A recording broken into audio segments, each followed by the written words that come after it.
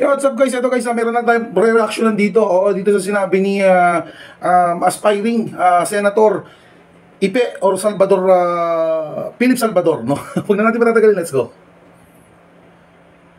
Kanina pa ako nakikinig. Ang pinag-uusapan yung tungkol sa suka. As a matter of fact po, kagabi nag-uusap kami mag-asawa, bakit ganun? Bakit ganun sila kabastos? Sabi ko, kaya nga ang sinamahan kong slave, yung walang bastos, yung mga taong magsaservisyo ng totoo sa mga Pilipino. Ang PDB laban slave. Oh my goodness, di ba? Ay, grabe naman, walang bastos talaga ba? Di ba? Unang-una, hindi ba pambabastos yung isang re-electionist ninyo na sinabihan yung isang PW or di kaya isang stroke survivor na jujumbagin sa mukha para magpantay? Hindi ba po pambabastos yun? Sige nga, yung isang aspiring nyo rin, Senator, na sinabi na yung West Philippine Sea ay guni-guni lang po natin, gawa-gawa lang po natin. Aba, masakit po yun para sa mga kababayan po nating Coast Guard.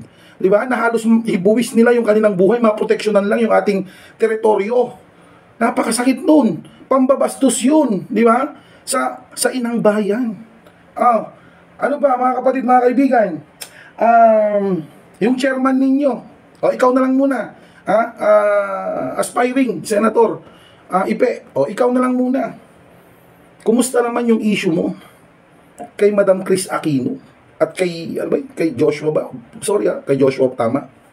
Hindi po ba pambabastos yun? Di ba? Chairman ninyo or di kayo mismong partido ninyo nakipag-meeting saan? Sa Chinese Communist Party noong 2023.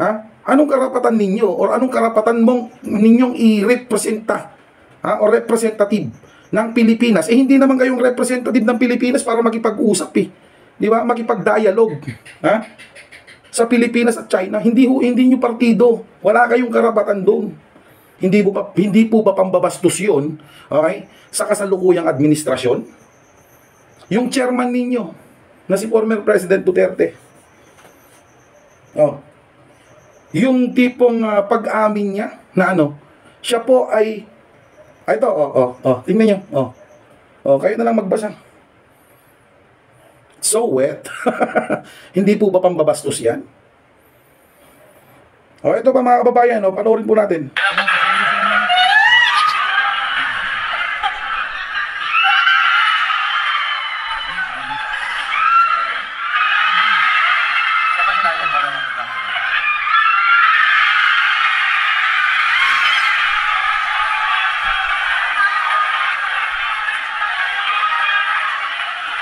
Usapang politika naman tayo, tumayo si Sabaw Rodrigo Duterte sa San Fernando, Pampanga para manunyo ng mga kabalay-utante kanina. Kapansin-pansin naman ang pag-alik ni Duterte sa ilang taga-suporta kung saan ang iba ay mistulang pinilit panghalikan sa labi. Agad namang tumipensa si Duterte sa kanyang aksyon.